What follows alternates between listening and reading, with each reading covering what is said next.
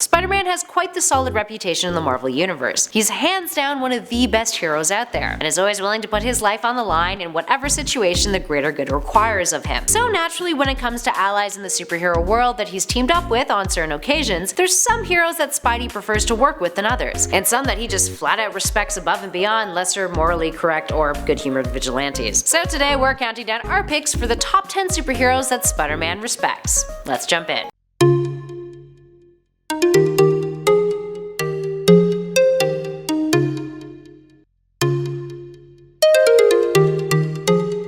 And at 10, Venom. Now hold up, we ain't talking about the villain turned anti-hero Eddie Brock here. Oh no siree. We're talking about Flash Thompson's Venom. Flash Thompson was first introduced in Amazing Fantasy issue 15 back in 1966, the first issue that Spider-Man appeared in. He was actually Peter's high school bully, and was a regular character in the Amazing Spider-Man series for 4 whole years before he left to serve in the Vietnam War. He moved from bully to acquaintance to pal after, in Amazing Spider-Man issue 138 of 1974, Peter let Thompson crash with him after everyone else turned the character away. He wouldn't become Agent Venom until the Amazing Spider-Man issue 654 in 2011, bonding with the symbiote in a military-style version of the character that would allow him to walk again after being injured and losing his legs in the Iraq War. He and Peter's relationship would continue, with Agent Venom teaming up with Spider-Man on occasion, and even joining the Secret Avengers as well. And at number 9, Daredevil. Daredevil and Spidey are arguably quite different individuals. Matt Murdock has always been on the broodier side, and Peter Parker is full of zing and generally optimism. But that being said, they also have a lot in common. Both operate in New York City. Both are working class heroes. Both deal with not only the grander threats of supervillains and other schemes, but they also have to worry about real life, with Parker generally struggling to pay rent, the ever so relatable hero he is, and Matt putting his all into the court cases of the clients that he often selflessly represents. They've worked together on multiple occasions, and Parker even wore the Daredevil alias at one point in order to help Matt Murdock maintain that he wasn't secretly Daredevil. Clearly, they have each other's backs. And at 8, She-Hulk. She-Hulk might not be one of the first heroes who come to mind when you think of who Spidey calls one of his pals, but Jennifer Walters and Peter Parker have something very important in common that makes them click: a sense of humor. In the superhero world, sometimes a good laugh is hard to come by, so the fact that these two can make each other chuckle and get the job done is something that Parker can really appreciate. But it's not just Jennifer's sense of humor that Peter respects. The two teamed up in She-Hulk issue 4, in which Jennifer managed to convince Peter to sue J. Jonah Jameson for libel after all of the years that Jameson had trash-talked the web-slinger in an unruly fashion. Peter does it too, and settles out of court under the condition that he and Jameson spend a day in chicken suits, publicly apologizing to New York citizens. Jennifer had a relationship with Jameson's son, John, making her well acquainted with how much of a tyrant the newspaper mogul was. And at 7,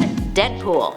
And at 7, we have another hero that, shares some snark with Spider-Man to an extent: Deadpool. Deadpool loves Spider-Man. He just really wants to be the web-slinger's pal. While their relationship is a tad one-sided at times, the two have teamed up on many occasions, cracked many a joke together, and somehow managed to pull off the feat that they were teaming up to take on. Despite how annoyed Spider-Man might occasionally get with Deadpool's antics, he just can't deny that the two work well together when it comes to beating up the bad guys. And Deadpool always manages to have Parker's butt covered when the hero is in need. How could you hate Deadpool's adoration? It's so sincere. And at number 6, Doctor Strange. Doctor Strange and Spidey are not typically a pairing that you think of when it comes to the comics, but this unexpected duo have worked quite well together in the past. Aside from, Tom Holland and Benedict Cumberbatch working together on the Marvel press circuit, just saying. The two paired up in Marvel Team Up issue 50 from 1976 in a storyline called The Mystery of the Wraith. Strange is recruited by Spidey and Iron Man when a case that they're investigating proves to have a supernatural element to it. This is actually a pretty good way to sum up the means of Parker and Strange's relationship overall. The two have very different skill sets that often have them seeking out each other's help in order to solve whatever problem they're going up against. In addition to this, during the whole Spider Totem era in the comics, Peter was able to rely on the help of Steven when mystical monsters like Morland started popping up. And at number 5, the Human Torch. While Peter Parker has always had a positive relationship with the Fantastic Four, especially Reed Richards, Spider-Man and the Human Torch, aka Johnny Storm, have a bromance that can only be rivaled by few. Both of these two heroes are known for their wisecracks, and when put together often make readers laugh out loud. Their bromance is as meaningful of a friendship as it is entertaining, and the two even had their own team-up comic series for a while called Spider-Man Human Torch, which all starts when Johnny hires Peter to be his personal photographer in an attempt to build his reputation. And at number 4, Captain Marvel. Despite having an awkward romance back when Carol Danvers was still Miss Marvel, these two have quite the chemistry where it really matters: on the battlefield. The duo have teamed up to take on the Skrull threat before. In Marvel Team Up Volume 1 Issue 62 back in 1977. Carol isn't the only one to wear the Captain Marvel mantle that Spidey has teamed up with either. Back in Marvel Team Up Issue 143 in 1984, Spidey teamed up with Monica Rambeau's Captain Marvel and helped her with his science expertise. Regardless of who's wearing the mantle, Captain Marvel is a name that Parker has grown to trust. Side note though, he and Carol also teamed up to take down Venom during that weird "they're dating" period, and Venom briefly bonded with Carol and got real excited about how powerful she was, which actually made for a pretty good laugh. And at number 3, Captain America.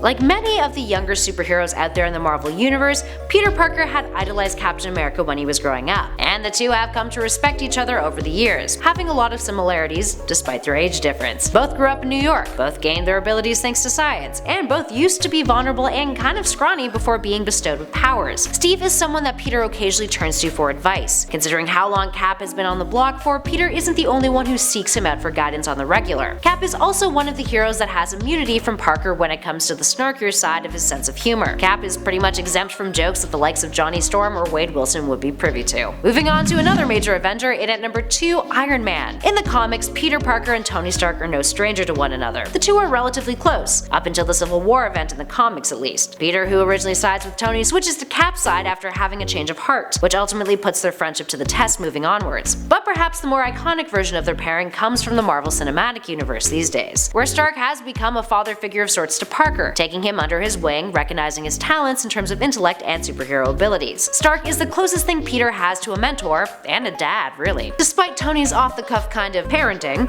the MCU's Peter Parker has learned a lot from Iron Man, and has become a better hero because of it. Plus, during the Avengers Infinity War, when, spoiler alert, skip ahead now if you haven't seen it, when Peter gets dusted in Tony's arms, it's perhaps one of the saddest moments to ever come out of that franchise. And finally, in at number 1, Miles Morales. Peter has always had the utmost respect for Miles Morales, whether that's in cinematic adaptations like Into the Spider-Verse, or in video games like the recent Sony exclusive Marvel's Spider-Man. And in the comics, well, don't get us started. Well, actually, I guess we're kind of starting, aren't we? Miles first came to be in 2011, created by Brian Michael Bendis and Sarah Pichelli, inspired by both Donald Glover and Barack Obama. So yeah, off to a good start there, Miles. The character stepped into the Spider-Man suit after Peter Parker was killed off in the second relaunch of the Ultimate Universe. While his reception was a bit mixed at first, many felt that this version of Spider-Man was one that readers needed, including Stan Lee. In Miles' second solo series, Miles Morales Ultimate Spider-Man, he comes face to face with an alive Peter Parker, and the two work together to defeat Norman Osborn. Their team-ups over the years in the comics since, and adaptations outside of that, typically follow the formula of Peter being the wiser, older Spider-Man that Miles takes cues from, with Parker respecting and working with the younger hero, often proving to have quite the success rate. They also have more than the costume in common, having both struggled with loss at a young age. And Peter isn't the only one who Miles has gone to respect him though. Miles has even won the respect of Otto Octavius' superior Spider-Man, and that's no easy feat. And if Into the Spider-Verse has showed us anything, it's that we love seeing team-ups between Parker and Miles and other members of the Spider family. So here's hoping that that continues, which it probably will. It's actually pretty profitable for Marvel. Alright, there we have it, friends. What other heroes do you think Spidey respects? Give us a shout in those comments below and let us know. If you dug this video, spread the love, hit that like button, and be sure to subscribe to Top 10 Nerd for more lists just like this one. We even have a nifty little playlist currently flashing on your screen with a huge selection to choose from. In the meantime though, thanks for watching, friends. I'll catch you all in the next video.